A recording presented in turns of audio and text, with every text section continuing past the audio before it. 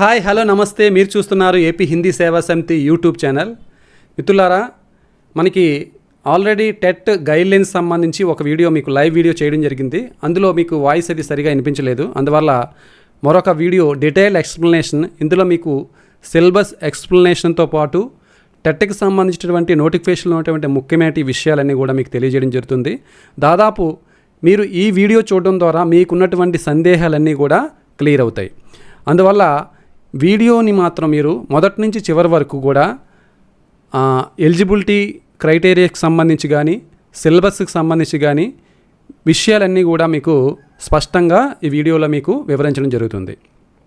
దాంతోపాటు మీరు అందరూ కూడా ఒకవేళ మీరు ఏపీ హిందీ సేవా సమితి యాప్ ఇప్పటికే మీరు డౌన్లోడ్ చేసి ఉండకపోతే డౌన్లోడ్ చేసుకోండి. అందరూ కూడా ఏపీ హిందీ సేవా సమితి అనే యాప్ని మీరు ప్లేస్టోర్ నుంచి డౌన్లోడ్ చేసుకోండి. సో అయితే మనకి government of Andhra Pradesh school education department October 2025 notification 24/10/2025 మనకి నోటిఫికేషన్ వచ్చింది నిన్న.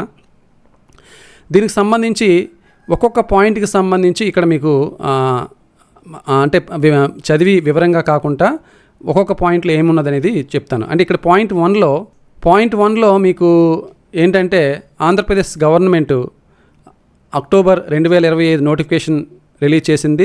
ఎన్సిటిఈ మరియు రైట్ టు ఎడ్యుకేషన్ యాక్ట్ ప్రకారం టెట్ నిర్వహిస్తుందనేసి మొదటి పాయింట్లో చెప్పడం జరిగింది.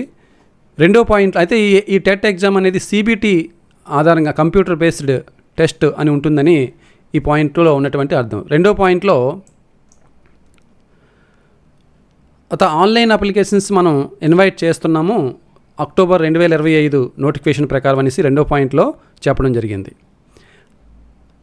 అయితే ఇందులో మీకు ఆర్టీఈ యాక్ట్ ప్రకారం ఎవరైతే డిఎస్సి రాయాలనుకుంటున్నారో, ఎవరైతే ప్రభుత్వ పాఠశాలల్లో పనిచేయాలనుకుంటున్నారో, ఇక్కడ ప్రైవేటు అన్ఎయిడెడ్ ప్లస్ గవర్నమెంట్, ఇక్కడ ఏపీ మోడల్ స్కూల్స్ కానీ, మున్సిపాలిటీ కానీ, మండల పరిషత్ కానీ, స్టేట్ గవర్నమెంట్ కానీ, రెసిడెన్షియల్ స్కూల్స్ కానీ, వెల్ఫేర్ సొసైటీ స్కూల్స్ కానీ, ప్రైవేట్ ఎయిడెడ్ స్కూల్స్ కానీ, వీరందరూ కూడా అంటే ఈ పాఠశాలలో పనిచేయాలనుకున్నటువంటి అభ్యర్థులందరూ కూడా, అంటే ప్రభుత్వ పాఠశాలలో చేయాలనుకున్నటువంటి అభ్యర్థులందరూ కూడా, అంటే డిఎస్సి రాయాలనుకునేటువంటి అభ్యర్థులందరూ కూడా కంపల్సరీగా టెట్ క్వాలిఫై అవ్వాలని రెండో పాయింట్లో మనకి తెలియజేయడం జరిగింది. మూడో పాయింట్లో మనకి డిఈడ్ మరియు బిఈడ్ సంబంధించి ఎవరైతే ఫైనల్ సెమిస్టర్లో ఉన్నారో, ఎవరైతే డిఈడ్ బిఈడ్ చేస్తూ ఉంటారు కదా, లేదా ఈక్విలెంట్ క్వాలిఫికేషన్స్ ఉన్న వాళ్ళు కూడా, అంటే కొంతమంది లాంగ్వేజ్ స్పెండెడ్ హిందీ ఆగ్రాలో చేస్తున్నారు, అలాంటి వారు కూడా కొన్ని స్టేట్స్లో చేస్తున్నారు. అలాంటి వారు కూడా ఎవరైతే ఫైనల్ సెమిస్టర్లో ఉన్నారో వారందరూ కూడా టెట్కి ఎలిజిబుల్ అవుతారు, వారు కూడా టెట్కి అప్లై చేసుకోవచ్చు అని మూడో పాయింట్లో మనకి తెలియజేయడం జరిగింది. నెక్స్ట్ నాలుగో పాయింట్లో ఇక్కడ పేపర్స్ ఏ విధంగా ఉంటాయనేది ఇక్కడ paper 1A, paper 1B, paper 2A, paper 2B ఉంటాయని తెలియజేయడం జరిగింది. పేపర్ 1A, 1Bకి సంబంధించి 1 నుంచి 5వ తరగతికి సంబంధించిందని, అదేవిధంగా పేపర్ 2A, 2Bకి సంబంధించి హై స్కూల్ సెక్షన్స్కి అంటే 6 నుంచి 8వ తరగతికి సంబంధించిందని తెలియజేయడం జరిగింది. అయితే ఇక్కడ 1B, 2Bకి సంబంధించి స్పెషల్ స్కూల్స్కి సంబంధించినటువంటి, అంటే ఎవరైతే స్పెషల్ స్కూల్స్లో రిక్రూట్ అవ్వాలనుకుంటున్నారో, ఎవరైతే స్పెషల్ స్కూల్స్కి మీరు అప్లై చేసుకోవాలనుకుంటున్నారో డిఎస్సిలో, అలాంటి అభ్యర్థులు అంటే ఆల్రెడీ మీరు డిఎడ్లోని ఎవరైతే స్పెషల్ ఎడ్యుకేషన్ చదివి ఉంటారో అలాంటి అభ్యర్థులు ఆ పేపర్ 1B, పేపర్ 2Bకి అర్హులవుతారు. ఇది హిందీకి వర్తించదు. హిందీ అభ్యర్థులు ఎవరు కూడా దీనికి సంబంధించినటువంటి వారు కాదు. హిందీ అభ్యర్థులందరూ కూడా పేపర్ 2A లాంగ్వేజెస్ని చూస్ చేసుకోవాలి. హిందీ అభ్యర్థులందరూ కూడా పేపర్ 2Aలో లాంగ్వేజెస్ అని ఉంటుంది, హిందీ ఆప్షన్ ఎంచుకోవాలి. నెక్స్ట్ ఏపీ టెట్ అప్లికేబిలిటీ అని 5వ పాయింట్ ఇక్కడ చెప్పడం జరిగిందండి. ఏపీ టెట్ అప్లికేబిలిటీ అంటే ఇక్కడ ఖచ్చితంగా ఎవరైతే ప్రభుత్వ పాఠశాలలో పనిచేస్తున్నారో వారితో పాటు ప్రైవేట్ పాఠశాలలో పనిచేస్తున్నటువంటి అభ్యర్థులు కూడా ఖచ్చితంగా టెట్ క్వాలిఫై అవ్వాలి. అదేవిధంగా సీటెట్ క్వాలిఫై ఉన్న అభ్యర్థులకి కూడా అర్హత అనేది ఉంటుంది. అయితే స్టేట్ సిలబస్ ఎవరైతే చెబుతున్నారో, ఎవరైతే స్టేట్ కరికులం ఉందో ఏ ప్రైవేట్ స్కూల్స్లో, అలాంటి ప్రైవేట్ స్కూల్స్లో కూడా మీరు చెప్పడానికి కనీసం ఏపీ టెట్ అనేది క్వాలిఫై అవ్వాలని ఏపీ టెట్ అప్లికేబిలిటీలో 5వ పాయింట్లో మనకి చెప్పడం జరిగింది. ఇది నెక్స్ట్ 5.1లో TET for in service teachers అనేసి మనకి తెలియజేయడం జరిగిందండి. ఇది ఏంటంటే ఎవరైతే టెట్కి ప్రిపేర్ అవుతున్నారో ఆ అభ్యర్థులు కాకుండా ఎవరైతే ఆల్రెడీ జాబ్లో ఉన్నారో, ఆల్రెడీ ఎవరైతే ప్రభుత్వ పాఠశాలలో పనిచేస్తున్నారో, అంటే జాబ్ అంటే ఇక్కడ ప్రభుత్వ పాఠశాలలో జిల్లా పరిషత్తు, మున్సిపాలిటీ, మండల పరిషత్తు, రెసిడెన్షియల్ స్కూల్స్లో ఎవరైతే ప్రభుత్వ జీతం తీసుకుంటూ ఎవరైతే ప్రభుత్వ పాఠశాలలో పనిచేస్తున్నారో ఆ ప్రభుత్వ పాఠశాలలో పనిచేసే అభ్యర్థుల కోసం పెట్టినటువంటి clause TET for in service teachers. TET for in service teachers అని ఇక్కడ ఈ యొక్క నోటిఫికేషన్లో మనకి 2025 నోటిఫికేషన్లో మనకి ఎన్సిటిఏ నామ్స్ ప్రకారం, సుప్రీంకోర్టు తీర్పు ప్రకారం ఈ క్లాజ్ని మనకి చేర్చడం జరిగింది. అయితే దీని ప్రకారం ఎవరైతే ఇన్ సర్వీస్ టీచర్స్ ఉన్నారో అందరూ కూడా టెట్ క్వాలిఫై అవ్వాలి. దీనికి సంబంధించి కొన్ని మినహాయింపులు కూడా ఇవ్వడం జరిగింది. ఎవరైతే ఇంకా రిటైర్మెంట్కి 5 సంవత్సరాలు వ్యవధి ఉందో, అంటే 5 సంవత్సరాల లోపు ఎవరైతే రిటైర్ అవుతున్నారో అలాంటి వారు టెట్ రాయనవసరం లేదు. అలాంటి వారికి టెట్ అనేది మినహాయింపు ఇవ్వడం జరిగింది. అంతేకాకుండా 2011కి ముందు టెట్ అనేది లేదు. 2011కి ముందు టెట్ అనేది లేదు కాబట్టి సో 2011కి ముందు ఎవరైతే టీచర్స్ రిక్రూట్ అయ్యి ఉన్నారో వాళ్ళందరూ కూడా టెట్ కంపల్సరీగా రాయాలి. ఎస్జిటి వాళ్ళైతే పేపర్ 1A రాయాలి. అదే స్కూల్ అసిస్టెంట్ అయితే పేపర్ 2A రాయాలి. అదేవిధంగా ఎస్జిటి వాళ్ళు స్కూల్ అసిస్టెంట్కి ప్రమోషన్ పొందాలి అనుకుంటే పేపర్ 2A కూడా వారు టెట్లో క్వాలిఫై అవ్వాలి. సో ఇది మనకి ఇన్ సర్వీస్ టీచర్కి సంబంధించినటువంటి ఇక్కడ ఈ యొక్క పాయింట్ మనకి తెలియజేస్తుంది. దీనికి సంబంధించి సర్వీస్లో ఉన్న టీచర్స్కి ఇక్కడ ఆల్రెడీ మీకు మొన్న గైడ్లైన్స్ అనేది ఏపీ టెట్ గైడ్లైన్స్ అనేది జీవో నెంబర్ 36 విడుదల చేయడం జరిగింది. అందులో రూల్ నెంబర్ 5.1, 5.2, 5.3, 5.4 కొన్ని మినహాయింపులు ఇవ్వడం జరిగింది. ఏంటంటే అప్పుడు బీఈడీ అభ్యర్థులకి ఎస్జిటిగా అవకాశం ఇవ్వడం జరిగింది. అదేవిధంగా పర్సంటేజ్ సంబంధించినటువంటి కొన్ని అంశాలు ఇవన్నీ కూడా 5.1, 2, 3, 4లో ఉన్నాయి. సో వాటికి మినహాయింపు కేవలం ఇన్ సర్వీస్ అభ్యర్థులకు మాత్రమే. ఎవరైతే సో స్పష్టంగా ఖచ్చితంగా ప్రభుత్వ పాఠశాలలో పనిచేసే టీచర్స్ అందరూ కూడా టెట్ క్వాలిఫై అయి ఉండాలి. Next TET for languages and social studies candidates. ఇక్కడ మీకు TET for languages and social studies candidates అనేటువంటి పాయింట్ దగ్గర చాలామందికి చాలా సందేహాలు ఉన్నాయి. ఆల్రెడీ అన్ని గ్రూప్స్లో కూడా ఈ విషయానికి సంబంధించి చర్చ జరుగుతుంది. ఇందులో ఏముందంటే 2017కి ముందు కామన్గా సోషల్ స్టడీస్ టీచర్స్తో పాటు, అంటే సోషల్ స్టడీస్తో పాటు స్కూల్ అసిస్టెంట్ లాంగ్వేజెస్కి కూడా కామన్గా సోషల్ అనేది ఉండేది. అంటే సోషల్ తీసుకుంటే సోషల్ ఉంటుంది, వాళ్ళు మ్యాథ్స్ తీసుకుంటే మ్యాథ్స్ అనేది ఉండేది. తెలుగు టీచర్స్ అయినా హిందీ టీచర్స్ అయినా అక్కడ ఆప్షన్ ఇవ్వడం జరిగింది. కామన్గా సోషల్ టీచర్కి సోషల్తో పాటు తెలుగు 30 మార్క్స్ ఉంటుంది. అదేవిధంగా ఒకవేళ హిందీ టీచర్స్ అనుకోండి, హిందీ 30 మార్క్స్తో పాటు మరో 60 మార్క్స్ సోషల్ ఉంటుంది. అంటే కామన్గా ఒకే పేపర్ ఉండేదన్నమాట. కాకపోతే సోషల్ టీచర్స్కి వాళ్ళు ఏదైతే లాంగ్వేజ్ ఎంచుకున్నారో లాంగ్వేజ్ మాత్రమే మారేది. అంటే తెలుగు ఎంచుకుంటే తెలుగు ఉంటుంది, హిందీ ఎంచుకుంటే హిందీ ఉంటుంది. అదేవిధంగా మిగతా ఒరియా అలాంటి కొన్ని భాషలు ఉన్నాయి, ఆ భాషలు ఎంచుకుంటే ఆ భాష ఒకటే మారుతుంది. సో దానికి సంబంధించి ఈ లాంగ్వేజ్ టీచర్స్కి సంబంధించి ముందు సోషల్తో 2017కి ముందు సోషల్తో టెట్ ఎగ్జామినేషన్ అనేది జరిగేది. అయితే 2017 తర్వాత సపరేట్ పేపర్ పెట్టడం జరిగింది. అంటే సోషల్ని 60 మార్కులు తీసి కంప్లీట్గా మరలా హిందీ పెట్టడం జరిగింది. 2017 తర్వాత 2018 మనకి 2000 టెట్లో హిందీ అనేది ఆ 60 మార్క్స్, అంటే సోషల్ 60 మార్క్స్ తీసి హిందీ అని పెట్టడం జరిగింది. ఈ విధంగా సపరేట్ పేపర్ పెట్టడం జరిగింది.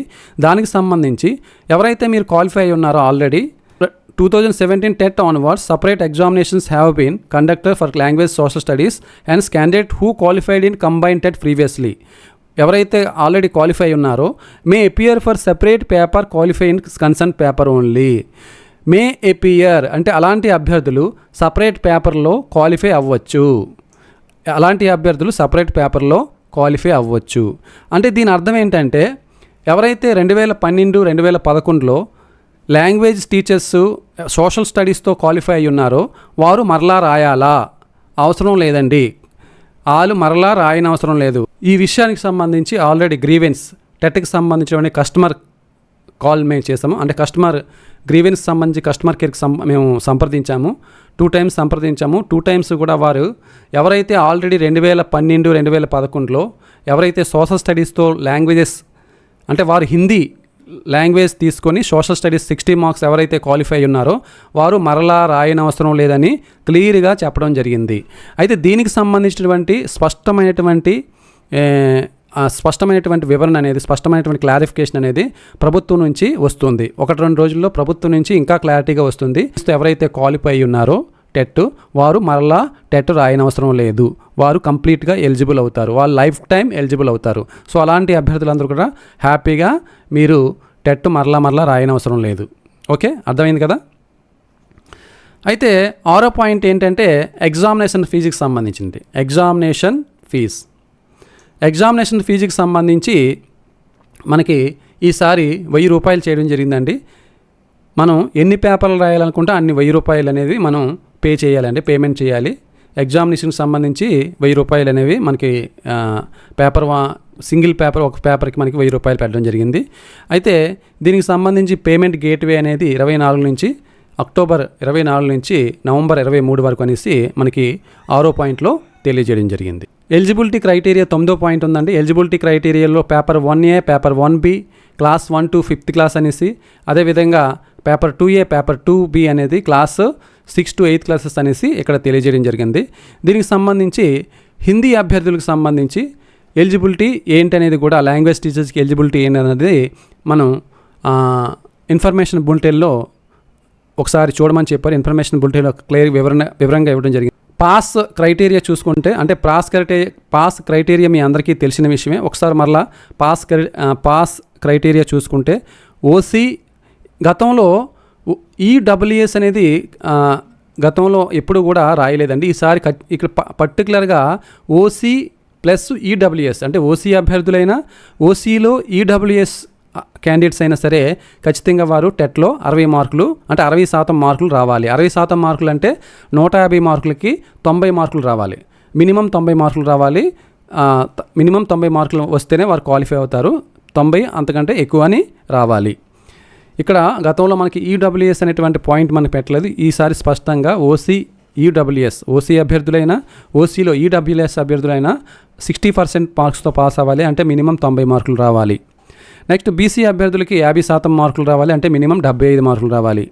అదేవిధంగా ఎస్సీ, ఎస్టీ, అదేవిధంగా physically handicapped, disabled persons plus X-servicemen అలాంటి అభ్యర్థులందరికీ కూడా 40% మార్కులు రావాలి. 40% ఆర్ అబోవ్ మార్కులు రావాలి. అంటే 40% అంటే 150 మార్కులకి 60 మార్క్స్ రావాలి.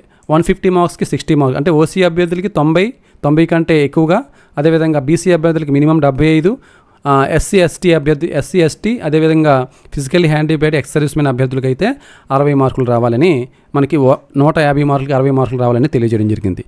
అయితే అభ్యర్థుల్లో పాస్ పర్సంటేజ్ సంబంధించి కూడా కొన్ని సందేహాలు ఉన్నాయి. మనకి ఇన్ఫర్మేషన్ బులెటిన్లో పాస్ పర్సంటేజ్ సంబంధించి క్లియర్గా తెలియజేయడం జరిగిందండి.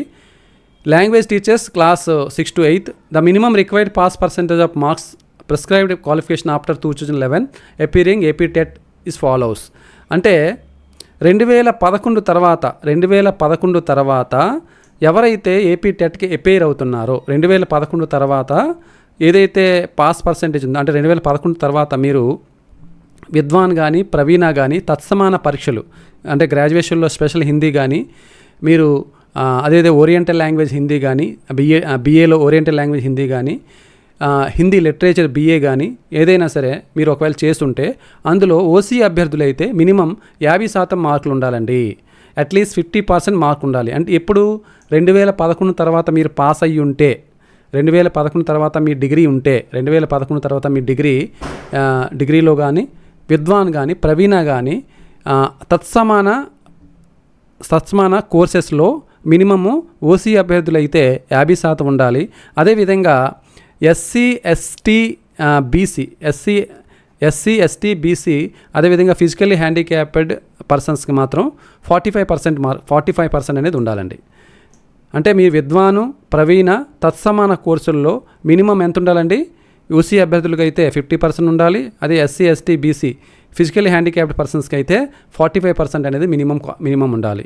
దాంతోపాటు మనం బీఎడ్, దాంతోపాటు బీఎడ్ లాంగ్వేజ్ పైన బీఎడ్ కోర్స్ చేస్తుంటే వన్ ఆఫ్ ది హిందీ మెథడాలజీతో, లేదంటే హిందీ పని ట్రైనింగ్ సర్టిఫికేట్, లాంగ్వేజ్ పని ట్రైనింగ్ సర్టిఫికేట్ ఉండాలి.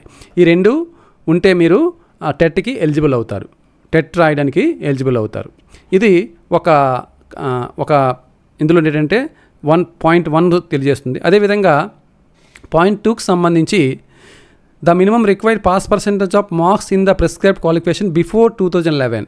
ఒకవేళ 2011కు ముందు మీరు విద్వాను, ప్రవీణ వంటి తత్సమాన కోర్సులు మీరు చేసి ఉంటే, లేదా గ్రాడ్యుయేషన్లో డిగ్రీలో స్పెషల్ హిందీతో పాటు లేదంటే ఓరియంటల్ లాంగ్వేజ్ హిందీ కానీ, లేదంటే హిందీ లిటరేచర్ BA కానీ, ఇలాంటి అభ్యర్థులందరూ కూడా 45% మార్క్స్ ఉంటే సరిపోతుంది. అంటే ఓసీ అభ్యర్థులకి 45, ఈవెన్ గ్రాడ్యుయేషన్లో కూడా, గ్రాడ్యుయేషన్ ఆర్ పోస్ట్ గ్రాడ్యుయేషన్లో కూడా అక్కడ కూడానండి, ఇక్కడ కూడా 2011 తర్వాత మనం గ్రాడ్యుయేషన్, పోస్ట్ గ్రాడ్యుయేషన్కి కూడా వర్తిస్తుంది. 50% ఓసీ అభ్యర్థులకు అయితే 2011 తర్వాత అయితే ఓసీ అభ్యర్థులకు అయితే 50% ఉండాలి. ఎస్సీ, ఎస్టీ, బీసీ అభ్యర్థులకు అయితే ఫిజికల్ హ్యాండిక్యాప్డ్ కింద 45% మినిమం ఉండాలి. అది 2011కు ముందు ఒకవేళ మీరు పాస్ అయ్యి ఉంటే, విద్వాన్ కానీ, ప్రవీణ కానీ అలాంటి పరీక్షలు మీరు పాస్ అయ్యి ఉంటే, అప్పుడు మనకి ఓసీ అభ్యర్థులకి మినిమము 45 మార్క్స్ ఉంటే సరిపోతుందండి. మినిమం 45 మార్క్స్ ఉంటే సరిపోతుంది. అట్లీస్ట్ 45 మార్క్స్ ఉంటే సరిపోతుంది. ఓకే. అదేవిధంగా ఎస్సీ, ఎస్టీ, బీసీ అభ్యర్థులకి, ఫిజికల్లీ హ్యాండిక్యాప్డ్ అభ్యర్థులకి మినిమం 40 ఉండాలండి. అంటే ఓసీ అభ్యర్థులకి 45, ఎస్సీ, ఎస్టీ, బీసీ అభ్యర్థులకి, ఫిజికల్లీ హ్యాండిక్యాప్డ్ అభ్యర్థులకి మినిమము 40% ఉంటే సరిపోతుంది. అంటే 2011 తర్వాత అయితే 50% ఉండాలి ఓసీ అభ్యర్థులకి. దానికి ముందు అయితే ఎంత ఉండాలండి? 45% సరిపోతుంది. ఓకేనా? అర్థమైంది కదండి. అయితే ఎస్సీ, ఎస్టీ, బీసీ అభ్యర్థులకు అయితే 2011 తర్వాత అయితే 45% ఉండాలి మినిమము. దానికి ముందు అయితే 40%. అంటే 2011 ముందు మీరు ఎప్పుడైనా మీరు డిగ్రీ చేసి ఉండొచ్చు, అందులో మీకు 40% ఉంటే సరిపోతుంది. సో ఈ విధమైనటువంటి క్రైటీరియా అనేది మనకి ఇవ్వడం జరిగింది. అయితే చాలామంది అభ్యర్థులు ఏపీ హిందీ సేవా సమితి యాప్లో, అంటే మీ ఆన్లైన్ కోర్స్ ఏ విధంగా జరుగుతుందని చాలా సందేహాలు అడుగుతున్నారు. సో వారందరి కోసం కొంత ఏ విధంగా ఆన్లైన్ కోచింగ్ మేము ఇస్తున్నాం అనేది కూడా తెలియజేస్తున్నామండి. ఏపీ టెట్ 2025 హిందీకి సంబంధించి యాప్లో మీకు రికార్డెడ్ వీడియోస్ ఉంటాయండి. All subjects including all subjects recorded videos ఉంటాయి. ఆల్రెడీ అన్ని సబ్జెక్ట్స్కి సంబంధించి రికార్డ్ వీడియోస్ అనేవి స్టోర్ చేయడం జరిగింది. దాంతోపాటు మీకు ఆన్లైన్ ఎగ్జామ్స్ జరుగుతాయండి. ప్రతిరోజు కూడా డైలీ ఎగ్జామ్స్, గ్రాండ్ టెస్ట్లు, ఆల్రెడీ ఇప్పుడు మీకు మోడల్ టెస్ట్ కూడా జరుగుతున్నాయి. ఆ ఎగ్జామ్స్ జరుగుతూ ఉంటాయి. ప్లస్ దీంతోపాటు మీకు ఎర్లీ మార్నింగ్ లైవ్ క్లాసెస్ కూడా చేస్తున్నామండి. గతంలో మేము లైవ్ క్లాసెస్ చేసేవాళ్ళం కాదు. ఇప్పుడు లైవ్ క్లాసెస్ కూడా మేము ఎర్లీ మార్నింగ్ 6 to 7 ఆ సమయంలో లైవ్ క్లాసెస్ కూడా చేస్తున్నాము. అయితే మాకు ఖాళీ ఉన్న సమయాల్లో, అంటే హాలిడే సమయంలో ఇంకా ఎక్కువ సమయం లైవ్ క్లాసెస్ అనేది చేస్తామండి. సో దీంతోపాటు మీకు ఆన్లైన్ నోట్స్ కూడా ఉంటుందండి. అదేవిధంగా మీకు యాప్లో ఏదైతే మేము ఆల్రెడీ రికార్డెడ్ వీడియోస్ ఉన్నాయో ఆ రికార్డెడ్ వీడియోకి సంబంధించి ఆ నోట్స్ కూడా మీకు అవైలబుల్గా ఉంటుంది. అయితే మీకు మా దగ్గర ఉన్నటువంటి స్పెషల్ ఏంటంటే, మీకు ఆన్లైన్ క్లాసెస్లో ఉన్నా కూడా మీరు ఆఫ్లైన్లో ఉన్నటువంటి భావన అనేది మీకు ఉంటుంది. ఎందువల్లంటే ప్రతిరోజు ఆన్లైన్ ఎగ్జామ్ జరుగుతుంది, పలానా సమయంలో పలానా సమయం అనేది ఇవ్వడం జరుగుతుంది, స్పెసిఫిక్ టైం అనేది ఇవ్వడం జరుగుతుంది. ఆ టైంలో మీకు ఆన్లైన్ ఎగ్జామ్ పట్టడం జరుగుతుంది. దాంతోపాటు ఆన్లైన్ ఎగ్జామ్ అయిన వెంటనే మీకు ర్యాంకింగ్స్ ఇవ్వడం జరుగుతుంది. సో ఈ ర్యాంకింగ్స్ ఇవ్వడం ద్వారా మీరు ఏ పొజిషన్లో ఉన్నారు అనేది మీకు తెలుస్తుంది. అదేవిధంగా మీరు మోటివేట్ అవుతుంటారు, మీరు మోటివేట్ అవుతారు. దాంతోపాటు ఎగ్జామినేషన్ అయిన తర్వాత మీకు ఏమైనా సందేహాలు వస్తే ఆ పేపర్ మీద సంబంధించి, ఆ క్వశ్చన్కి సంబంధించి ఏమైనా సందేహాలు ఉంటే ఆ సందేహాలకు సంబంధించి క్లారిఫికేషన్స్ కూడా మీకు ఇవ్వడం జరుగుతుంది. సో ఈ విధంగా ఏపీ హిందీ సేవా సమితి సక్సెస్ఫుల్గా గత 6 సంవత్సరాల నుంచి నడుస్తుందండి. సో మనకి ఏపీ టెట్ హిందీ సంబంధించి మొత్తం 4 పార్ట్స్ ఉంటాయండి, 4 పార్ట్స్ ఉంటాయండి. Part 1, part 2, part 3, part 4. Part 1లో మనకి చైల్డ్ డెవలప్మెంట్ అండ్ పెడగోగి అని ఉంటుందండి. చైల్డ్ డెవలప్మెంట్ పెడగోగి అంటే ఎవరికైతే అభ్యర్థులకి కొత్తగా ఇంకా ఈ సిలబస్ సంబంధించి అవగాహన లేదో అలాంటి అభ్యర్థుల కోసం కొద్దిగా వివరంగా చెప్తున్నామండి. చైల్డ్ డెవలప్మెంట్ అండ్ పెడగోగి అంటే బాల వికాసం శిక్షణ శాస్త్రం అని మనకి సైకాలజీ సిలబస్ ఉంటుంది, చైల్డ్ డెవలప్మెంట్ అండ్ పెడగోగికి సంబంధించి. ఇవి 30 క్వశ్చన్స్ ఉంటాయండి, 30 మార్క్స్ అండి. ఓకే. అదేవిధంగా లాంగ్వేజ్ 1 హిందీ. ఈ లాంగ్వేజ్ 1లో మనం హిందీ చూస్ చేసుకోవాలి. ఏపీ టెట్ మనం ఆన్లైన్ అప్లికేషన్లో లాంగ్వేజ్ 1 హిందీ చూస్ చేసుకోవాలి. హిందీ ఉంటుంది. ఇది 30 క్వశ్చన్స్ ఉంటాయండి, 30 మార్క్స్ ఉంటుందండి. 30 క్వశ్చన్స్ 30 మార్క్స్ ఉంటుంది. ఓకే. తర్వాత మనకి లాంగ్వేజ్ 2 ఇంగ్లీష్ ఉంటుందండి. లాంగ్వేజ్ 2లో కామన్గా అందరికీ ఇంగ్లీష్ ఉంటుందండి. అంటే ఇది కంపల్సరీ, ఇంగ్లీష్ అనేది కంపల్సరీ. మ్యాథ్స్ వాళ్ళకైనా, సైన్స్ వాళ్ళకైనా, సోషల్ వాళ్ళకైనా, హిందీ వాళ్ళకైనా, తెలుగు వాళ్ళకైనా, ఎవరికైనా సరే కంపల్సరీగా ఇంగ్లీష్ అనేది 30 మార్క్స్ కామన్గా అందరికీ ఉంటుంది. ఒకటే పేపర్ అందరికీ ఒకటే ఆ సమయంలో, అంటే ఆ సెషన్లో ఏదైతే ఎగ్జామ్ జరుగుతుందో ఆ సెషన్లో ఉన్న వాళ్ళందరికీ ఒకటే క్వశ్చన్ పేపర్ అనేది కంపల్సరీగా ఇంగ్లీష్ పేపర్ అనేది ఉంటుంది. అందరికీ కామన్గా ఇంగ్లీష్ చదవాలి అందరూ కూడా. So 30 questions 30 marks. అందరితో పాటు హిందీ అభ్యర్థులు కూడా మనం కూడా ఈ యొక్క 30 మార్క్స్ ఉంటుంది.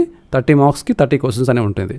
నెక్స్ట్ పార్ట్ 4లో మనకి లాంగ్వేజ్ కంటెంట్ అనేది ఉంటుందండి. ఈ లాంగ్వేజ్ కంటెంట్ అనేది పార్ట్ 4లో మనకి 60 మార్కులు ఉంటాయండి. లాంగ్వేజ్లో ఈ పార్ట్ 4లో ముఖ్యంగా మనకి 60 మార్కులు ఉంటాయండి. ఈ 60 మార్కుల్లో కూడా 12 మార్కులు మెథడాలజీ ఉంటుందండి. ఈ 60 మార్కుల్లో కంటెంట్ 48 మార్కులు ఉంటుంది. అదేవిధంగా పెడగోగి అంటే భాషా శిక్షణ అండి. భాషా శిక్షణ 12 మార్కులు ఉంటుంది. అంటే 60 మార్కుల్లో 12 బిట్లు అనేవి మనకి భాషా శిక్షణకు సంబంధించి వస్తుంది. 60 క్వశ్చన్స్ 60 మార్కులు. అయితే ఇక్కడ మీరు చూసుకుంటే కంటెంట్ అంటే ఇక్కడ మీకు ఏదైతే మనం పార్ట్ 2 చెప్పుకున్నామో లాంగ్వేజ్ 1 హిందీ ఏదైతే ఇక్కడ కూడా కంటెంటే, ఇక్కడ కూడా కంటెంటే, ఇది కూడా కంటెంటే. అంటే ఇక్కడ 48 ప్లస్ ఇక్కడ 30 మార్కులు అండి. 30 మార్కులు ప్లస్ 48 అంటే 78 మార్కులు కంటెంట్ ప్లస్ 12 మార్కులు భాషా శిక్షణ అంటే మొత్తం 90 మార్కులు వరిసి పూర్తిగా హిందీకి సంబంధించినటువంటి ఉంటుందన్నమాట. అయితే ఇందులో మనకి ముఖ్యంగా 6వ తరగతి నుంచి 10వ తరగతి టెక్స్ట్ బుక్స్తో పాటు 6వ తరగతి నుంచి 10వ తరగతి వరకు టెక్స్ట్ బుక్స్తో పాటు హిందీ వ్యాకరణ కూడా ఉంటుంది. హిందీ వ్యాకరణలో ఉన్నటువంటి అన్ని అంశాలు కూడా చదవాలి. హిందీ వ్యాకరణం గత ప్రీవియస్ టెట్లో మనకి ఏ విధంగా అడిగేవాడు అంటే జనరల్గా కూడా అడిగేవాడండి. అంటే మీ టెక్స్ట్ బుక్ గ్రామర్ కాదండి, టెక్స్ట్ బుక్ గ్రామర్స్ కాదు, అప్లికేషన్ మెథడ్లో చాలా క్లిష్టమైనటువంటి అనేక ప్రశ్నలు అనేవి మనకి అడగడం జరుగుతుంది. సాధారణమైన జనరల్ హిందీ గ్రామర్ నుంచి. అందువల్ల హిందీ వ్యాకరణం మీద మీరు చాలా పట్టు సాధించాలి. హిందీ వ్యాకరణంలో ఎవరైతే పట్టు బాగా ఉందో అలాంటి వారందరికీ స్కోరింగ్ అనేది చాలా ఎక్కువగా ఉంటుంది. సో హిందీ వ్యాకరణ కామన్గా ఉంటుందండి. సో దీంతోపాటు హిందీ సాహిత్యక ఇతిహాస్ అనేది కంప్లీట్గా చదవాల్సి ఉంటుంది. హిందీ సాహిత్యక ఇతిహాస్ పృష్ఠభూమి విశేషతాయే, దీంతోపాటు కవి కావ్య లేఖక రచనాయే మొదలైన అంశాలను తర్వాత చెప్పుకుందాం. ఇవి దీంతో కావ్య శాస్త్రం ఉంటుందండి. తర్వాత భాషాకి బోలియా, హిందీ భాషాకు ఉద్భవ్ और భాషాకి బోలియా అని మరొక సబ్జెక్ట్ ఉంది. ఇవన్నీ కలిసి హిందీ కంటెంట్లోకి వస్తాయండి. సో ఈ హిందీ కంటెంట్ మొత్తం వెరసి 90 మార్కులు, అంటే ఇందులో 12 మార్కులు భాషా సెక్షన్ సంబంధించి ఉంటుంది. ఓకే. సో పార్ట్ 1లో మీకు 30 మార్క్స్ చైల్డ్ డెవలప్మెంట్ పెడగోగి అంటే బాల వికాసం శిక్షణ శాస్త్రం. అదేవిధంగా ఇంగ్లీష్ పార్ట్ 3లో ఇంగ్లీష్ కంపల్సరీ సబ్జెక్ట్ అనేది ఉంటుంది. దీంతోపాటు మనకి 90 మార్కులు కంటెంట్. ఈ 90 ప్లస్ 60 150 మార్కులకి వెరసి 150 మార్కులు క్వశ్చన్స్ ఉంటాయి. 150 మార్కులు క్వశ్చన్స్, 150 మార్కులు. ఇవి అండి ఏపీ టెట్ హిందీకి సిలబస్ నుంచి. ఇప్పుడు ఒక్కొక్కటిగా సిలబస్లో ఏ అంశాలు ఉన్నాయి అనేది హిందీ అభ్యర్థులు కూడా పేపర్ 2A రాయాలని తెలుసుకున్నాం కదండి. అదేవిధంగా పార్ట్ 1లో చైల్డ్ డెవలప్మెంట్ అండ్ పెడగోగి బాల వికాసం శిక్షణ శాస్త్ర 30 మార్కులు ఉంటుందని తెలుసుకున్నాము. ఇందులో ఈ సిలబస్లో ముఖ్యంగా ప్రస్తుతం ఏంటంటే హిందీ సంబంధించి మీరు ప్రస్తుతం BEd academy text book, BEd academy psychology text book తీసుకోండి. బీఈడి అకాడమీ సైకాలజీ టెక్స్ట్ బుక్లో ఏ అయితే అంశాలు ఉన్నాయో వాటిని ఇక్కడ అలాగా పొందుపరచడం జరిగింది. సో కొన్ని మార్పులు అనేవి ఈ ప్రస్తుతం ఉన్నటువంటి సిలబస్లో కొన్ని మార్పులు అనేవి జరిగాయి. గతంలో 2024 సైకాలజీ సిలబస్ ఈ సిలబస్కి చిన్న తేడా అనేది అక్కడక్కడ ఉంది. సో అందువల్ల మీరు కన్ఫ్యూజ్ అవ్వకండి. So development growth and maturation, దీనిలో భాగంగా మొదటి టాపిక్ మనకి development growth and maturation. So ఇది యాజ్ యూజువల్ సిలబస్ అభివృద్ధి వికాస్ और పరిపక్వతకు సంబంధించి.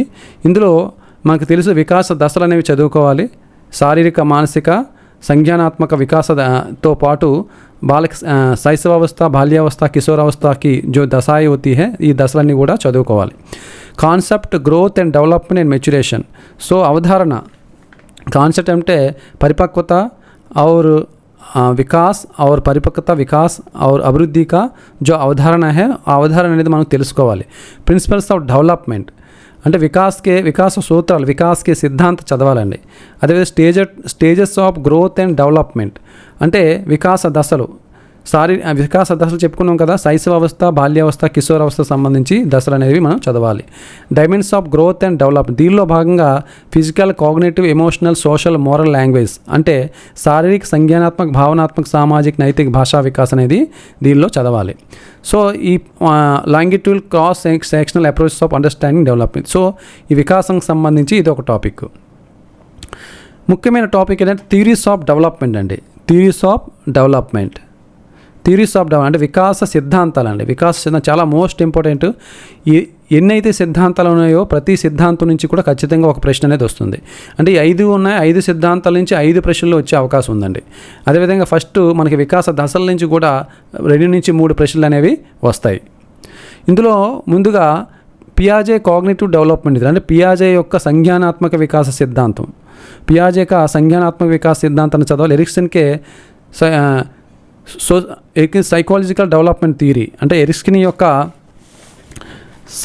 మనోసామాజిక వికాస్ సిద్ధాంతం, కహుల్బర్గ్ నైతిక వికాస్ సిద్ధాంతం, అదేవిధంగా ఫ్రాయిడ్ యొక్క మనోలైంగిక వికాస్ సిద్ధాంతం, సైకోసెక్సువల్ డెవలప్మెంట్ థియరీ, అదే Goldman emotional development theory.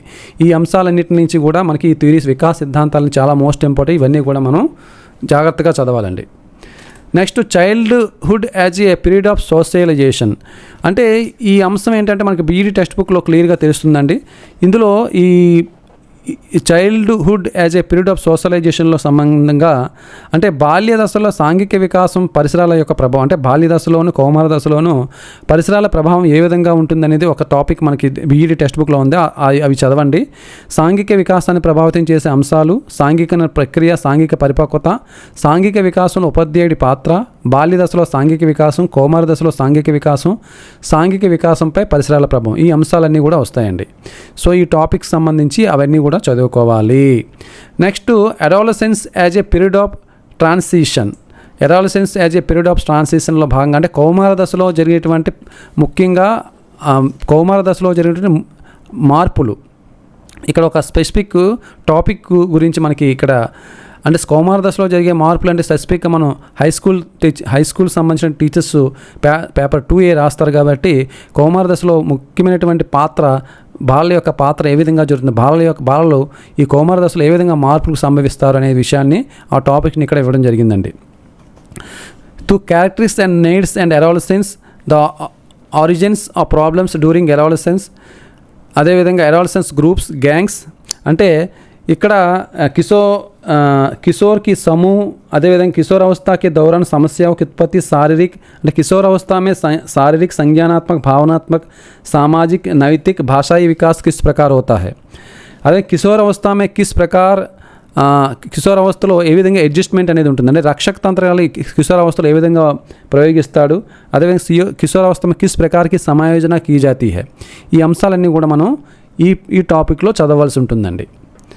Next 5వ పార్టు ఇండివిజువల్ డిఫరెన్సెస్ అండి. ఇండివిజువల్ డిఫరెన్సెస్ అంటే తెలుసు, వైయక్తిక విభిన్నతలో ఉన్నటువంటి అన్ని అంశాలు కూడా ఈ వైయక్తిక విభిన్నతలో ఏ అయితే టెక్స్ట్ బుక్లో ఉన్నాయో అన్నీ కూడా చదవాలండి. ముఖ్యంగా డైమెన్షన్స్ ఆఫ్ ఇండివిజువల్ డిఫరెన్సెస్ అని ఇవ్వడం జరిగింది. Cognitive abilities, thinking, imagination, reasoning, problem solving, interest, attitude, personality, aptitude, creativity, personality, needs and values అంటే సంజ్ఞానాత్మక క్షమతాయే, చింతన్, కల్పన, తర్క్, సమస్య సమాధాన్, రుచియ, రచనాత్మకత, ఇవన్నీ కూడా మీకు ప్రతి టాపిక్ కూడా మీకు వీడియోస్ అనేవి అన్నీ కూడా అవైలబుల్గా ఉన్నాయి. ఆ టాపిక్స్ అన్నీ కూడా చదవాలండి. తర్వాత మనకి ప్రజ్ఞా సిద్ధాంతం అంటే బుద్ధికి సిద్ధాంతం అని ఉంది. దానిలో భాగంగా బుద్ధి సిద్ధాంతంతో పాటు బుద్ధికే ప్రకార బుద్ధికే సిద్ధాంత్, బుద్ధి ఈ అంశాలతో పాటు ఇక్కడ గార్డ్నర్ బహుబుద్ధి సిద్ధాంతం అనేది గార్డ్నర్ థియరీ కూడా ఉంది. మల్టిపుల్ ఇంటెలిజెన్స్ అనేది అది కూడా చదవాలండి. గార్డ్నర్ థియరీ కూడా మనం దీనిలో భాగంగా వైయక్తిక విభిన్నతలో చదువుకోవాలి. Next differences among children based learning styles of socio culture context, individual differences in cognitive abilities and learning difficulties, low learners, intellectual challenges, intellectually gifted, implications of addressing individual variations from differences rather than defects. So ఈ యొక్క టాపిక్లో మనం ప్రత్యేక అవసరాలు గల పిల్లల యొక్క విద్య ఏ విధంగా ఉంటుంది, ఇందులో గిఫ్టెడ్ చిల్డ్రన్, అదేవిధంగా లెర్నింగ్ డిఫికల్ట్స్, స్లో లెర్నర్స్కి ఏ విధంగా చెప్పాలి, ఇంటలెక్చువల్లీ ఛాలెంజ్డ్ పిల్లలకి ఏ విధంగా చెప్పాలనే అంశాలన్నీ కూడా మనకి పొందుపరచడం జరిగింది. నెక్స్ట్ 6వ టాపిక్ ఏంటంటే అండర్స్టాండింగ్ లెర్నింగ్ అండి. సీకినా అండి అభ్యసనం. సో అభ్యసనం అనేటువంటి టాపిక్ ఏదైతే పాత గతంలో మీరు ఏదైతే అభ్యసనం చదువుకున్నారో సేమ్ అన్ని టాపిక్స్ కూడా ఇక్కడ మీకు ఉంటాయండి. ఇందులో ముఖ్యంగా concept of learning, types of learning and factors influencing learning curves, అంటే అధిగమ్ కి అవధారణ, అధిగమ్ కే ప్రకార్, అధిగమ్ కో ప్రభావిత్ కర్నే వాలా కారక్ మొదలైన అంశాలు చదవాలండి. అదేవిధంగా learning process, attention, sensation, perception and concept formation. Perception అంటే ప్రత్యక్షీకరణ, అదేవిధంగా అధిగమ్ మే సంవేదన కిస్ ప్రకార్ హోతా హై అది అనేది చదువుకోవాలి. Next memory forgetting. సో ఇందులో స్మృతి విస్మృతికి సంబంధించి మొత్తం స్మృతి విస్మృతిలో ఉన్నటువంటి టాపిక్స్ అన్నీ కూడా మెమరీ అండ్ ఫర్గెటింగ్కి సంబంధించి చదువుకోవాలి. నెక్స్ట్ ట్రాన్స్ఫర్ ఆఫ్ లెర్నింగ్ అండి. ట్రాన్స్ఫర్ ఆఫ్ లెర్నింగ్లో అధిగమ్ స్థానాంతరణ అండి. అధిగమ్ స్థానాంతరణ ఏదైతే ఉందో అదంతా కూడా చదవాలండి. Role of motivation and learning, methods of improving motivation. ప్రేరణకు సంబంధించి టాపిక్ ఉంటుంది. ప్రేరణకు సంబంధించిన प्रेरणा के प्रकार, प्रेरणा के विशेषता और प्रेरणा की जो अवधारणा इवన్నీ కూడా प्रेरणा को प्रभावित करने वाला कारक ఇవన్నీ కూడా వస్తాయండి. Next behaviourist perspective of learning. ఇందులో అభ్యసన సిద్ధాంతాలు చూడ చాలా మోస్ట్ ఇంపార్టెంట్. అభ్యసన సిద్ధాంతాల నుంచి కూడా మనకి దాదాపు 4-5 ప్రశ్నలు అనేవి అభ్యసన సిద్ధాంతాల నుంచి వస్తాయండి. ఇందులో ట్రయల్ అండ్ ఎర్రర్, థార్న్డైక్ అంటే ముఖ్యంగా థార్న్డైక్ సిద్ధాంతం, అదేవిధంగా క్లాసికల్ కండిషనింగ్ అండి. క్లాసికల్ కండిషనింగ్ అంటే పావ్లోవ్ సిద్ధాంతం అండి. ఇది పావ్లోవ్ సిద్ధాంతం చదువుకోవాలి. తర్వాత ఆపరెంట్ కండిషనింగ్ అదే క్రియా ప్రసూత్ అనుబంధన సిద్ధాంత్, compare this perspective their applicability classroom learning. So ఇవి క్లాస్ రూమ్లో ఏ విధంగా ప్రభావితం చేస్తాయి ఈ సిద్ధాంతాలు అనేది ఇక్కడ చెప్తున్నానండి. Cognitive respect of learning, learning Kohler discovery, learning burner development theory. So Kohler అదేవిధంగా ఇక్కడ కోహ్లర్ అంతర్దృష్టికి వికాస్ కా సిద్ధాంత్, అదేవిధంగా బ్రోనర్ కా వికాసాత్మక సిద్ధాంత్, అదేవిధంగా పియాజే దానిలో భాగంగా social learning Bandura Vikas Siddhant, Bandura నైతిక వికాస్ సిద్ధాంత్ ఇవన్నీ కూడా చదవాలి. అదే వైగోస్కి సిద్ధాంత్ కూడా చదవాలండి. వైగోస్కి సిద్ధాంతం కూడా ఇందులో అభ్యసన సిద్ధాంతాలు ఇవ్వడం జరిగింది. అభ్యసన సిద్ధాంతాలన్నీ కూడా మోస్ట్ ఇంపార్టెంట్. చాలా అభ్యసనం నుంచి సుమారు మనకి 8 ప్రశ్నలు వచ్చే అవకాశం ఉందండి. నెక్స్ట్ పెడగోగికల్ కన్సర్న్స్ అని ఇవ్వడం జరిగింది. పెడగోగికల్ కన్సర్న్స్. సో పెడగోగికల్ కన్సర్న్స్ అంటే మనకు పెడగోగికల్ కన్సర్న్లో మీకు ముఖ్యంగా ఇక్కడ ఐసీటీ సిలబస్ని ఎక్కువగా ఇవ్వడం జరిగిందండి. ఐసీటీ సిలబస్ నుంచి ఎక్కువగా ప్రశ్నలు వస్తాయి ఈసారి. పెడగోగికల్ కన్సర్న్లోని meaning of learning environment, learning engagement, creating positive productive amount of learning, creation of emotionally safe learning environment is increase learning, role of cultural the educative process, creating cultural responsive learning environment, అదేవిధంగా assisted performance, supervised discussions and reciprocal teaching stages. So ఇవన్నీ కూడా ఏంటంటే మీకు అంటే అభ్యాసన కేంద్రీకృత పరిసరాలు, ఉపాధ్యాయ కేంద్రీకృత అభ్యాసన కేంద్రీకృత పరిసరాలు మరియు సవాళ్ళకు సంబంధించి ఒక టాపిక్ ఉంటుందంటే ఆ టాపిక్ అంతా చదవాలి. నెక్స్ట్ క్లాస్ రూమ్ ఆర్గనైజేషన్ అండి. క్లాస్ రూమ్ ఆర్గనైజేషన్లో భాగంగా కక్ష ప్రబంధన్ మనకి ఆల్రెడీ గతంలో ఏదైతే సిలబస్ ఉందో అదే సిలబస్ ఇక్కడ చెప్పడం జరిగింది. Class room organisation, meaning and purpose, class room seating arrangement of differences purpose, characteristics of classroom environment, learner friendly and inclusive, management and maintenance of physical and material resource of optimization, access learning, sharing of resources, school complex. So ప్రస్తుతం ఈ school కాంప్లెక్స్లో పాఠశాలలో school complex స్థాయిలో వనరులు ఏ విధంగా ఉపయోగించుకోవాలి, వనరులు ఏ విధంగా సద్వినియోగం చేసుకోవాలనేది కూడా ఇక్కడ ఇవ్వడం జరిగింది. Class room management, managing with different types of students, leader, follower, passive, class room behaviour management, problems, mistakes. అంటే కక్షకి సమస్య అనేది ఇక్కడ ఉంటుందంటే కక్షకి సమస్య, కక్ష నియంత్రణ, ఈ టాపిక్స్ అన్నీ కూడా మనం ఇక్కడ చదవాలండి. So mental health well being, మానసిక స్వస్థ అనే టాపిక్ ఉంటుందండి, అది కూడా చదవాలి. టీచర్ యాజ్ ఏ లీడర్, అదే నేతృత్వ అధ్యాపక్ और నేతృత్వం అనే అంశం నుంచి కూడా ఇక్కడ చదవాలండి. Next assessment and evaluation. Assessment and ఎవాల్యుయేషన్కి సంబంధించి ఇక్కడ ఆకలన్ ఔర్ మూల్యాంకన్ అండి. ఆకలన్ ఔర్ మూల్యాంకన్ సంబంధించి మన భాషా సెక్షన్లో ఏదైతే ఉందో ఆకలన మూల్యాంకనం సంబంధించి ఆ టాపిక్స్ చదువుకుంటే సరిపోతుంది. దానిలో భాగంగా సిసిఈ కూడా ఉంటుందండి. సిసిఈ కూడా చదువుకుంటే సరిపోతుందండి. ఇందులో మనకి దాంతోపాటు ఇక్కడ కొన్ని చట్టాలు కూడా ఇవ్వడం జరిగింది. ఆ చట్టాలు చాలా మోస్ట్ ఇంపార్టెంట్ అండి. ముఖ్యంగా అయితే గతంలో ఉన్నటువంటి యాక్ట్స్తో పాటు కొన్ని యాక్ట్స్ కూడా ఇక్కడ యాడ్ చేయడం జరిగిందండి. అదేవిధంగా state and nation such as child right act, అంటే బాల హక్కులకు సంబంధించి బాల చట్టాలు అనేవి చదవాలి. దీంతో హ్యూమన్ రైట్స్ కూడా చదవాలండి. ఇక్కడ ఆర్టీఐ యాక్ట్ యాడ్ చేయడం జరిగింది. రైట్ టు ఇన్ఫర్మేషన్ యాక్ట్ కూడా అక్కడ చదవాలండి. రైట్ టు ఎడ్యుకేషన్ యాక్ట్ అంటే రైట్ టు ఎడ్యుకేషన్ యాక్ట్స్ ఎన్నైతే ఉన్నాయో అన్నీ కూడా చదవాలి. అదేవిధంగా national curriculum of framework, so ఇది కూడా చదవాలి 2005. అది APSCF 2011 కూడా చదవాలండి. అంటే ఆంధ్రప్రదేశ్ స్టేట్ కరికులం ఫ్రేమ్వర్క్ అనేది 2011లో విడుదల చేయడం జరిగింది. దాన్ని కూడా నేషనల్ ఎడ్యుకేషన్ పాలసీ నూతన విద్యా విధానం ప్రస్తుతం 2020లో ఏ విధంగా 2020 నూతన విద్యా విధానం చదవాలి. National curriculum framework for school education 2020 అంటే 2023లో ఉన్నటువంటి విద్యా విధానాలన్నీ కూడా మనం నెక్స్ట్ ఇన్ఫర్మేషన్ అండ్ కమ్యూనికేషన్ టెక్నాలజీలో భాగంగా ఐసీటీ సిలబస్ కూడా ఉందండి. ఈ ఐసీటీ సిలబస్ గురించి ఆల్రెడీ మీకు యాప్లో స్పష్టంగా మీకు వివరించడం జరిగిందండి. ఐసీటీ సిలబస్ సంబంధించిన విశ్లేషణ, అక్కడ ఐసీటీకి సంబంధించిన విశ్లేషణ అంతా కూడా అక్కడ మీరు చూడవచ్చు. అయితే దీనిలో ముఖ్యంగా ఇక్కడ కొత్తగా virtual class rooms, smart boards, tools, opportunities ఇలా కొత్తగా కొన్ని అంశాలు చేర్చడం జరిగిందండి. సో ఆల్రెడీ ప్రస్తుతం virtual class rooms, smart boards అన్నీ కూడా మన ప్రభుత్వ పాఠశాలలో వాడుతున్నారు. దానికి సంబంధించిన టూల్స్, ఆపర్చునిటీస్ ఇవన్నీ తెలుసుకోవాలి. దీక్షకు సంబంధించి కొన్ని యాప్స్ వచ్చాయి, ఎడ్యుకేషన్కి సంబంధించిన కొన్ని యాప్స్ వచ్చాయి. ఆ యాప్స్ గురించి MOO మాక్స్, దీక్ష యాప్ ఇలాంటి ఎడ్యుకేషనల్ సంబంధించిన రిసోర్సెస్ గురించి కూడా మనం తెలుసుకోవాల్సిన అవసరం ఉందండి. నెక్స్ట్ పార్ట్ 2లో లాంగ్వేజ్ 1 హిందీ అని చెప్పుకున్నాం, 30 మార్కులండి. ఇందులో మనకి ఫస్ట్ పాయింట్ అవబోధన ఇవ్వడం జరిగింది. పఠిత్ అపఠిత్ గద్య పద్య, అంటే పఠిత్ నుంచైనా రావచ్చు, అపఠిత్ నుంచైనా రావచ్చు. ఈ విధంగా రెండు అంటే పఠిత్ పద్య ఇచ్చి లేదా అపఠిత్ గద్య ఇచ్చి 2 ప్రశ్నలు వస్తాయి. అదేవిధంగా ఒక పోయం ఇచ్చి 2 ప్రశ్నలు అనేవి వస్తాయి. ఈ విధంగా 4 ప్రశ్నలు అనేవి వస్తున్నాయి. సో ఒక్కొక్కసారి 3 ప్రశ్నలు కూడా గతంలో ఇచ్చేవాడు.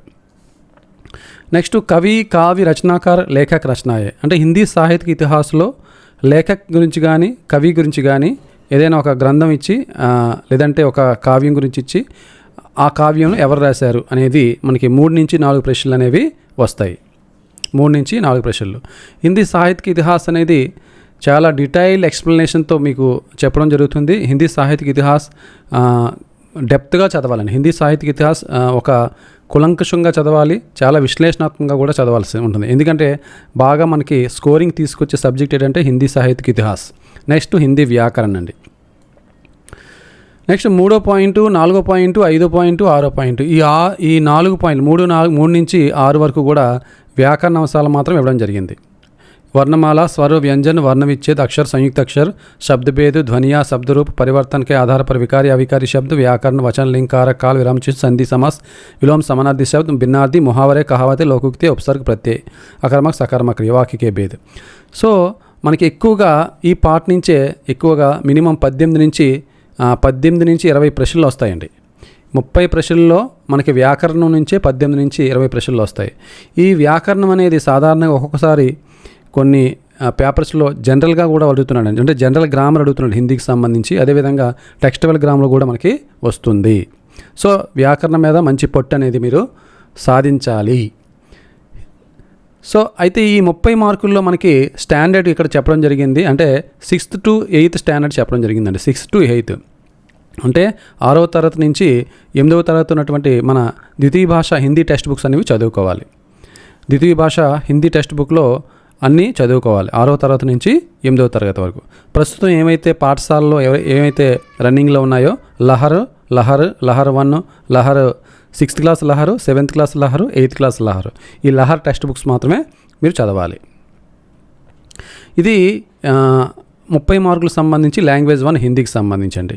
నెక్స్ట్ మనకి పార్ట్ 3లో ఇంగ్లీష్ వస్తుందండి. పార్ట్ 3లో ఏంటంటే ఇంగ్లీష్ మనకి 30 మార్కులు ఉంటుందండి.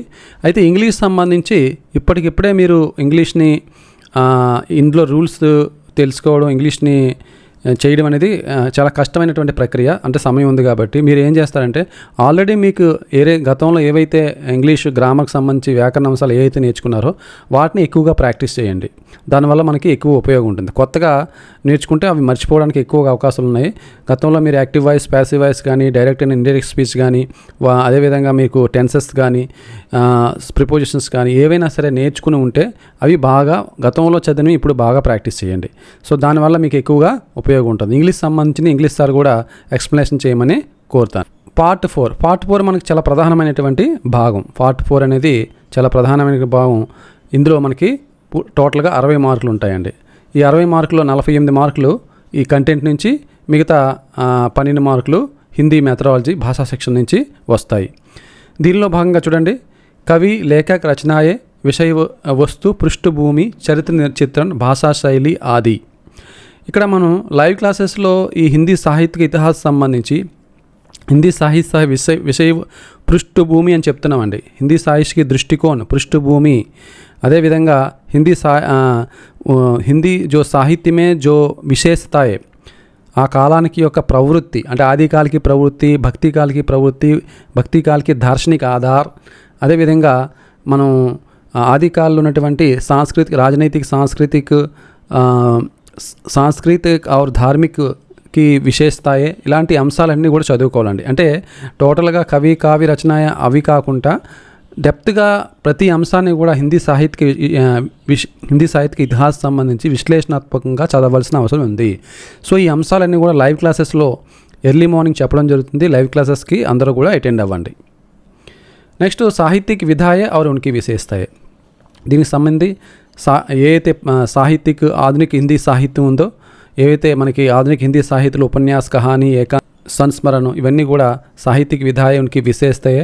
ఈ హిందీ సాహిత్యక ఇతిహాసం సంబంధించి 3 అంశాలు కూడా హిందీ సాహిత్యక ఇతిహాసం, హిందీ భాషా का उद्भव और विकास, हिंदी भाषा का उद्भव और विकास, हिंदी साहित्य की विधाएँ और हिंदी लेखन रचना विषय वस्तु पृष्ठभूमि ఇవన్నీ కూడా హిందీ సాహిత్యక ఇతిహాసం అనేది డీటెయిల్గా చదవవలసిన అవసరం ఉంది. నెక్స్ట్ 4వ పాయింట్ మనకి హిందీ భాషా కా క్షేత్ర. సో ఇందులోంచి మనకి సుమారు హిందీ సాహిత్యక ఇతిహాసం నుంచి ఎక్కువగా మనకి సుమారు 18 క్వశ్చన్ల వరకు వస్తున్నాయండి. హిందీ భాషా కా క్షేత్ర ఉపభాష और బోలియా.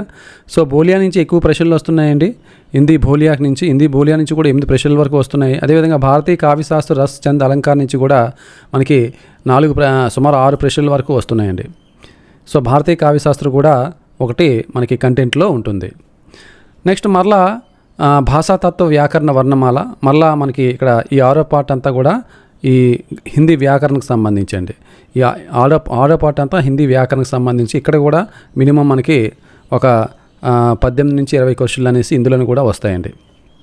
సో ఈ విధంగా నెక్స్ట్ పాఠ్యపుస్తకం. ఈ పాఠ్యపుస్తకంలో మనం 6th, 7th, 8th పాటు 9th క్లాసు, 10th క్లాసు కూడా ఇక్కడ ఈ కంటెంట్లో చదవాల్సి ఉంటుంది. అంటే మొత్తంగా 6th క్లాస్ నుంచి 10th క్లాస్ వరకు సిలబస్ అనేది, అంటే ఏవైతే ద్వితీయ భాష హిందీ టెక్స్ట్ బుక్స్ ఉన్నాయో అవి చదవాలి. చూడండి, ఇక్కడ మనకి లహర్ 1, లహర్ 2, లహర్ 3 అంటే 6th class Lahar 1, 7th class Lahar 2, 8th class Lahar 3. So ఇది లహర్ 3. అదేవిధంగా సుగంధ్ 1, సుగంధ్ 2.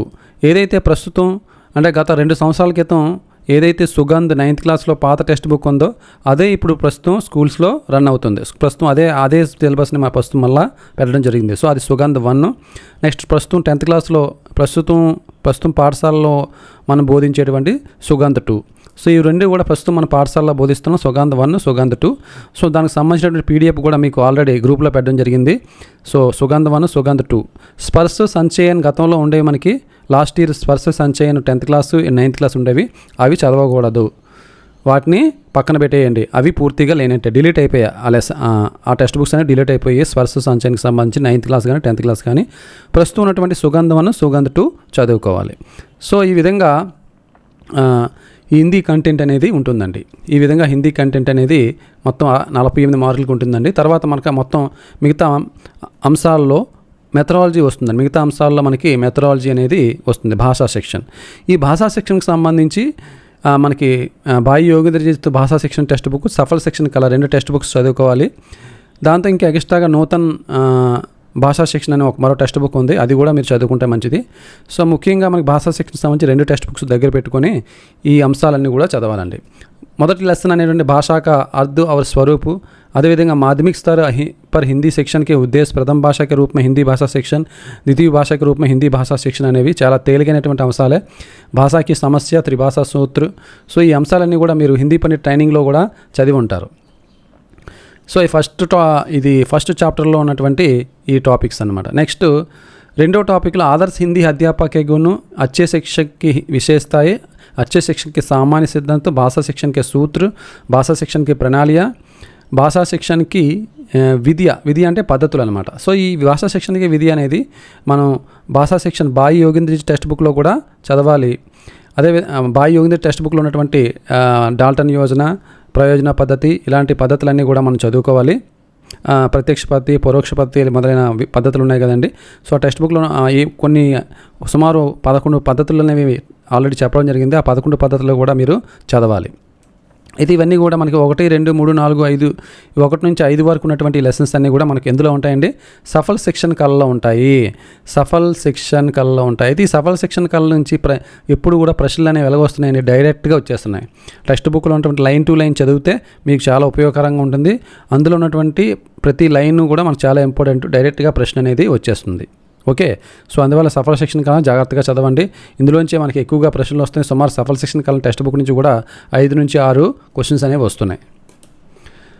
शिक्षण में भाषा कौशलों का महत्व, शिक्षण में भाषा कौशल का महत्व సంబంధించి టెక్స్ట్ బుక్లో మనకి ఫస్ట్ సెకండ్ చాప్టర్లో ఉంటాయి. ఉచ్చారణ के अभ्यास, पाठशाला में वार्तालाप, అదేవిధంగా पढ़ना, विशेषताएं, वाचन के प्रकार, वाचन संबंधी दोष, उपचार, లిఖన, మహత్వ, నియం, సాక్షర్ అంటే సస్వర వాచనలో మనం ఇవన్నీ చదువుకోవాలండి. మౌన వాచన్, అదేవిధంగా సస్వర వాచన్, వార్తాలాపు, లేఖనకారి మొదలైన అంశాలన్నీ కూడా మనం చదువుకోవాలి. దీంతోపాటు 5వ లెసన్ ఉన్నటువంటి శబ్దోచ్చరణ, వాగ్యంత్రం కూడా మనం చదవాలి. नेक्स्ट मन की शिक्षण उद्देश्यों का वर्गीकरण, न्यूनतम अधिगम स्तर, पाठ्य योजना, गद्य और पद्य व्याकरण, रचना पत्र लेखन, इकाई योजना, शिक्षण उपकरण, भाषा शिक्षण पद्धतियाँ, प्रत्यक्ष पद्धति, परोक्ष पद्धति, खेल पद्धति, डाल्टन पद्धति, सूक्ष्म शिक्षण पद्धति. సో ఇందులో మనకి భాషా శిక్షణ పద్ధతి అనేసి స్పష్టంగా ఇక్కడ ఇవ్వడం జరిగిందండి. అదేవిధంగా మనకి ఇక్కడ భాషా శిక్షణకి విద్య, సో భాషా శిక్షణకి విద్య అన్న పద్ధతి అన్న ఒకటేనండి. రెండు కూడా అందులోకి ఆ కోవకే వస్తాయండి. నెక్స్ట్ పాఠ్యక్రమం, పాఠ్యపుస్తక, పుస్తకాలయ, భాషా సాకామి క్రియ ఇచ్చాడండి ఈ పార్ట్ 5లో. అదేవిధంగా 6th మనకి मूल्यांकन की धारणा, उत्तम परीक्षा की विशेषता, उपलब्धि परीक्षा, निरंतर समग्र मूल्यांकन, उद्देश्य आधारित मूल्यांकन, ఉపచారాత్మక నిదానాత్మక శిక్షణ. సో ఈ అంశాలన్నీ కూడా సో మొత్తం ఈ టాపిక్స్ అన్నింటి నుంచి కూడా కేవలం మనకి 12 ప్రశ్నలు వస్తాయి. అయినా సరే మన డిఎస్సికి చాలా ఇంపార్టెంట్ కాబట్టి భాషా శిక్షణ డిఎస్సిలో మనకి 40 ప్రశ్నలు ఉంటాయండి. 40 ప్రశ్నలు ఉంటాయి, మనకి 20 మార్కులు అండి. సో ఇక్కడ మనకి 12 క్వశ్చన్స్ వచ్చినప్పటికీ డిఎస్సికి వెళ్ళేటప్పటికి అవి 40 ప్రశ్నలు అయిపోతాయి.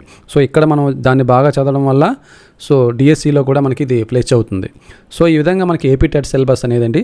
అయితే ఎవరైతే టెట్ క్వాలిఫై కాలేదో, ఇప్పటివరకు ఎవరైతే టెట్ క్వాలిఫై కాలేదో వారు మాత్రం ఖచ్చితంగా ఎవరైతే స్కూల్స్లో పనిచేస్తూ ఉంటారో, మిగతా ఆఫీసెస్లో పనిచేస్తూ ఉంటారో వారు సెలవు పెట్టి ఖచ్చితంగా చదవండి.